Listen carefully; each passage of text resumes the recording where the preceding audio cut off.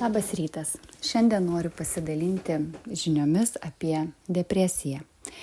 Taip, aš tikrai nesu nei psichologas, nei psichiatras, nors esu gydytojas, bet ir tiesiog žmogus. Žmogus, kuris daugelį ligų suvokiu ir išanalizavus per praktiką tik dar labiau įsitikinu veiksmingumu ir tikrumu tos informacijos, tos žinios, kurios yra perdodamos iš aukštesnio aš. Ir daugelį ligų išeina paaiškinti žmogui taip, kad padarė sprendimą, išsiaiškinęs priežastį, atlikdamas tam tikrus veiksmus, jis iš tikrųjų sėkmingai pagyja arba išvengia tos ligos. Išvengti galbūt nelabai tinkamas žodis, nes mes nepabėgam nuo jo, bet mes tiesiog nebeatliekame tam tikrų veiksmų, nebedarome tam tikrų minčių ir suvokdami, kas vyksta su mūsų kūnu, mes su juo pagaliau sugebame susitaikyti, harmonizuoti ir toliau gyventi žemišką gyvenimą. Taigi apie depresiją. Depresija kalbama, kad šiais laikais yra žmonijos rykštė, kad tai yra labai bloga liga, kada žmogus gali pasirinkti išėjimą iš gyvenimo, kada žmogus nebetenka prasmės. Yra kalbama apie tai, kad tai yra liga, kada žmogus gyvenime nelieka Dievo. Ir mes labai dažnai tokį žmogų skubame pasmerkti. Depresijoje reiškia, jis nuodėmingas, jis nusivylęs, todėl kad jo gyvenime nebuvo Dievo ir taip toliau. Ir mūsų medikai skuba į pagalbą, kad ir dažniausiai iš labai gerų norų, tiesiog niekas mūsų nemokė kitaip. Mes neturėjom kitos informacijos ir žinių, ką reikia su šitą ligą daryti.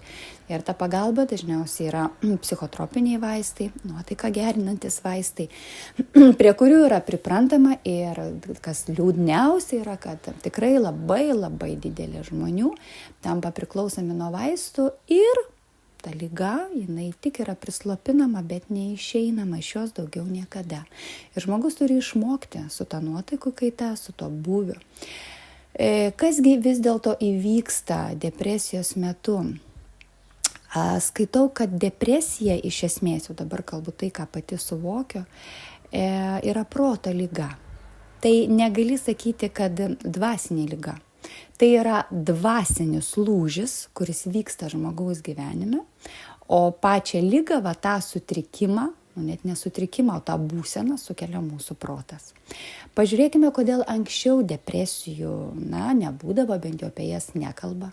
O žmogus, kuris liūdėdavo, jis išeidavo į mišką, jis pradėdavo ieškoti gyvenimo prasmės, kiek yra istorijų, jeigu domėtumėtės vėlgi apie šventuosius, tie, kurie iš tiesų prabudo dieviškajam gyvenimui, gyveno neypatingai gražų gyvenimą, netitinkantį Dievo valios. Ir dažnai yra rašoma, kad žmogus nebegalėjo gyventi, jam viskas prarado prasmę ir jis išėjo ieškoti savęs, jis išėjo ieškoti Dievo.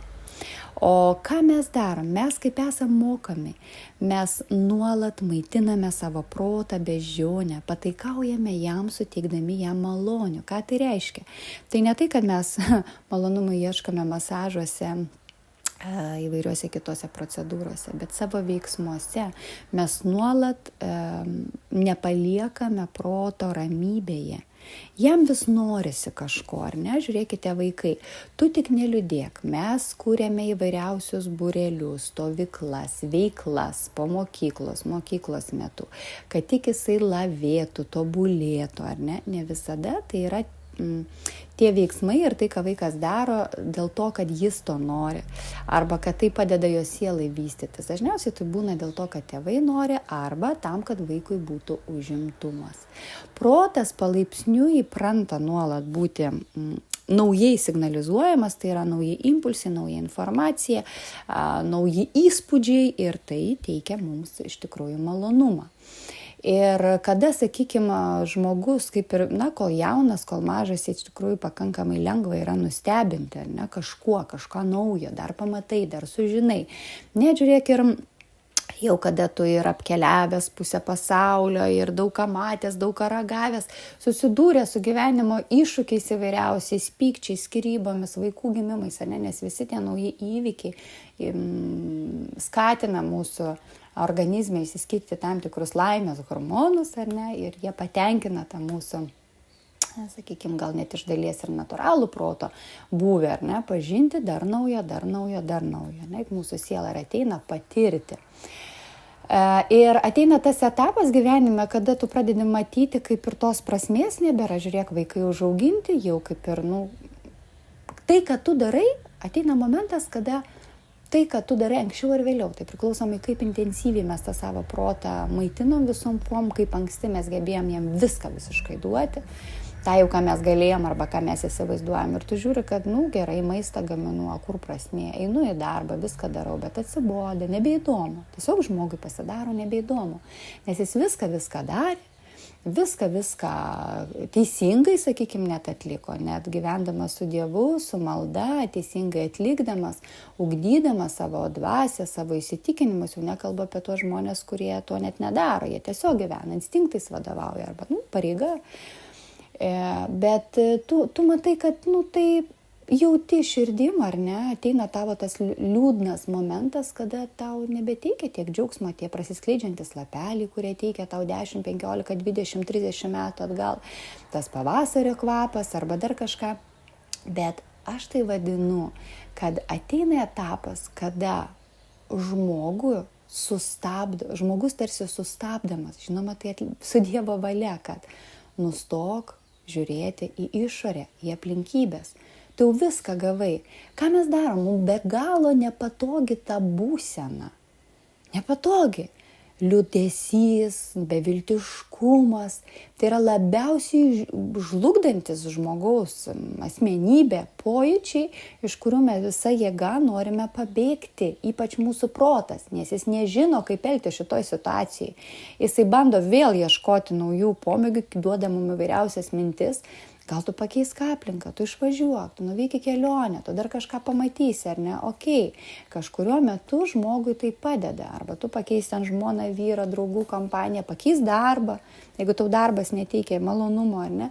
Prasme, keisk išorę, bet niekas mūsų nemoko, kad tai yra, mes suprantam, kad bloga tai viduj, bet jei tau bloga viduj, tai kodėl tu neini į savo vidų ir nepasižiūri, kodėl, kas ten įvyko. Juk kada yra bardakas spintoje, mes nevalom spintos išorės. Mes nebandom jos perstumti iš vienos vietos ir kitą ir tikimės, kad lentynoje mūsų megztukai susidėlios tvarkingai. Ne, mes atidarome spintą, išvalome visas šiukšles ir gražiai sudėliojam, padarom ten tvarką. Nežinau, kodėl žmogus to nedaro. Ir va čia įvyksta didžiulė kova, didžiulis lūžis, nes žmogaus protas nežino, kaip gyventi. Ir jeigu mes per gyvenimą neugdėm to suvokimo, kad kai man blogai, aš turiu eiti į vidų ir žiūrėti, kas yra. Eiti į vidų tai nereiškia, kad vėlgi ieškoti pagalbos išorėje, kas man padės. Žmogus, mokytojas, gydytojas, ar ne, kas man padės, kas man duos vaistų, išeiti iš tos būsenos, nes mes norim tiesiog išeiti iš tos būsenos. Žmogus nežinodamas, kaip elgtis ir kas su juo iš viso vyksta, dažnai pakelia ranką ir išeina iš gyvenimo. Antiek yra sudėtinga ir sunki šita būsena. Na, taip galime sakyti, kad tokiu atveju, kada žmogus yra žemų vibracijų, tai yra liūdesys, nepasitenkinimas, džiaugsmo nebuvimas, ar ne, per tai mes bendraujam ir su mumis bendrauja ir mus veikia astralinės būtybės, jums yra lengviau prie mūsų prieiti, įvairių minčių pasiųsti žmogus, nežinodamas, kas su juo vyksta. Ir į priklausomybės įvairiausias nueina, ar ne, mes jau patys atveriam kelią, bet nuo ko visa tai vyksta? Ne dėl to, kad žmogus blogas. Jis atveria kelią nežinodamas, nes nežino, kas vyksta su jo kūnu ir su jo būsena. Ir kada mes esame įsitikinę, kad depresija yra blogybė, kad milijonas priežasčių, kada jis susirgo depresija, išėjo iš pasaulio, jis susirgo depresija, pradėjo gerti, jis susirgo depresija, jisai pakeitė žmoną, nes natūraliai protas ieškojo naujo, pakeisiu kažką, pas mane pasikeis. Bet iš tiesų depresija tai yra Dievo pagalbos ranka, kada mums leidžia pagaliau sustoti ir visais įmanomais būdais pažvelgti į save. Tai yra taškas, kada mums jau nebėra kur eiti. Ir jeigu atsiranda tas būsena, kad beviltiškumas, aš dariau ne tą, ne taip, tai iš tiesų yra lūžio taškas, kada mes turime tą būseną visų pirma išbūti. Išbūti liūdesį. Tai sako, yra depresija. Nori gulėti, gulk ir gulėk. Pažiūrėsim, kiek laiko gulėsi. Parą, 2, savaitę. 3. Nei vienas, negerdamas vaistų, nedarydamas kažko netinkamo, tiesiog būdamas, nenumirė. Neišėjo iš pasaulio. Bet būtent tą būsenoje atsiranda nauji suvokimai. Nustoti bėgti iš tos būsenos. Ją priimti. Taip, aš suvokiu, kad šiandien tai, kas yra aplinkui. Langai, namai, tėvai, vaikai, krūmai, medžiai ir gėlės, darbas, veikla neturi prasmės. Neturiu tikslo, dėl ko gyventi. Tikslas yra vienas, mes juk žinom, ar ne, pažinti Dievą. Bet net jeigu ir tai man šiandienai neteikia džiaugsmo, man tiesiog bloga, aš turiu leisti tai būsenai išbūti. Labiausiai gydo ir aš šiandienai matau vienintelį vaistą, tai yra aktyvus fizinis darbas. Na, sakykime, tai ką mes dirbsim, jeigu rankos kojas nekyla, spiri į užpakalį. Ir su šita būsena, kuri yra tavyje, mes nelepinam savo proto, vėlgi pateikdami naują darbą, naują žmoną, naują veiklą, naują kelionę, naują pomėgį, kažko dar ieškojam ar blaškimo, bet mes priimam savo būseną ir mes einam sunkiai dirbti. Ne visada tai pasiekiama su sportu. Taip, tu gali pakelti adrenalino kiekį, tu gali sustabilizuoti hormonus, bet ateis momentas, kada tu pamatysi, kad tai netikslinga. Net ir sportas tau nepadeda, nes tai beprasmiška. Suprantat? Ir kalbama, sakoma, ir taip iš tiesų yra, juk mes gyvename Kali Jugoje, ar ne? Ir būtent šiame laikotarpiai, ir ypač apie tai daug kalbėjo mokytojas Babadži, kad mus gydo ir mum atidirbti karmą ir sielos skausmus šiandienai padeda tik karma joga. Karma joga tai yra darbas, aktyvus. Kas įvyksta? Aktyviai, sunkiai dirbant yra atjungiamas mūsų protas. Mes dirbam nemąstydami. Atjungti protą, kada mes esam depresijoje, meditacijoje, yra pakankamai sudėtinga. Ne kiekvienas tai gali. Bet protas sėkmingai atsijungia sunkiai dirbant. Ir, sakysit, gyvenu bute, mes esame mieste, tarp kitko, miestas, šurmulys, nuolatinis bėgimas dar labiau atima mūsų energiją, sekina mūsų jėgas ir tai labai greitai priveda pakankamai mus prie depresijos, nes išsenka kūnas, išsenka mūsų energiniai ištekliai, mes neturime kuo pasikrauti, gamta mūsų neatstato, ar ne, ir iš tikrųjų tai yra beprasmis gyvenimas. Ir kada miestuose daug depresijų, tai reikia ir galvoti apie tai, kad daug žmonių gyvena be tikslo, be prasmės. Ir ne ten, kur Dievas mus veda, ne to Dievas matyt nori, nes jeigu man ten viskas gerai, tai reiškia, aš esu savo vietoje. Man šiandien Dievas nieko dar nenori pasakyti. Arba aš dar su juo susikalbu. Ir jeigu jau ta būsena yra, sakom, daržo neturiu, kur aš ūkį bulvių nekasiu, ar ne? Prašom, eikit savanoriškai, valykit grindis, plaukit, pilna ūkininkų, pilna dvasingų žmonių, puikiai ruošiamų, kuriamų erdvių, kur reikalingos žmogaus rankos. Sakys, nemadinga, aš neįpratęs. Bet jeigu tu nori išgyti, jeigu tu nori pagelbėti savo sielai, savo kūnui ir išeiti iš šios būsenos, spirk savo į užpakalį ir eik dirbti. Eik dirbti taip, kad atidirbęs nieko nematytum. Tai nėra proto darbas, tai nėra ta tarnystė, kurioje tu esi. Tau nereikia išeiti iš darbo. Nors iš esmės kartais tai turi padaryti, nes kada depresija gydoma ligoninėje, žmogus pasiema biuletenį. ar jisai gydomas ligoninėje. Lygiai taip pat galima pasimti biuletenį, pasimti nedarbingumą, pasimti atostogas, arba tiesiog netgi atlikti savo pareigą vienu ar kitu būdu, viena ar kita būsena darbe ir po darbo eiti dirbti taip, kad atsigulus jau nieko nesinorėtų, kad tau skaudėtų tavo kūną, tavo kaulus, tavo sąnarius, kad tu jaustum savo būseną va tokia, kokia ji yra. Bet aš galiu jums garantuoti, kad aktyvaus darbo, ilgo, monotoniško, fizinio žmogų išveda iš tos būsenos. Nebent jisai imituoja darbą, ta prasme, aš fiziškai dirbu, sakykime, keliuose, bet man yra depresija.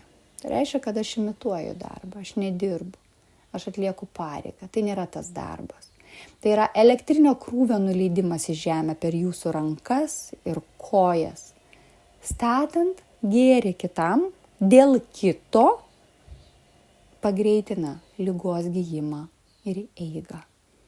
Žinoma, galima įtraukti tam tikrus žolynus, tam tikrą mitybą, kad maitintųsi mūsų energinės ląstelės, fizinės ląstelės, atsistatytų energiją, labai daug laiko leisti gamtoje, vaikščioti 15-20 km per dieną, kol jėgos apleidžia. Labai gražiai, nežinau, kiek jūs pažįstate, žinote Editą Mildažytę ir žinom jos istoriją. Palaidojus vyrai, kaip jinai pati sakė, aš buvau gilioj depresijoje. Man viskas neteko prasmės, absoliučiai viskas. Bet gebėjau spirt savo užpakalį ir eidavau. Ir nežinau, kas atsitikdavo praėjus tos 7 stebuklingus kilometrus, mano sąmonė tarsi prabūsdavo. Ir aš eidavau, kol parėjus nebevilkdavau kojų. Ir tai padėjo man pasveikti. Yra daugybė pavyzdžių, kada žmonės tokiu būdu atstato savo jėgas, savo gyvybinės jėgas, išvalo savo protą beždžionę ir praplečia savo sąmonę. Suvokia netgi savo paskirtį. Ir tu matai, kad tas gyvenimas yra paprastas. Ir nereikia tau nuolat kažko ieškoti, nes tu gyji tiesiog būdamas. Tai tokios mano įžvalgos dėl depresijos. Linkiu kiekvienam būti sveikam ir laimingam. Apkabinu.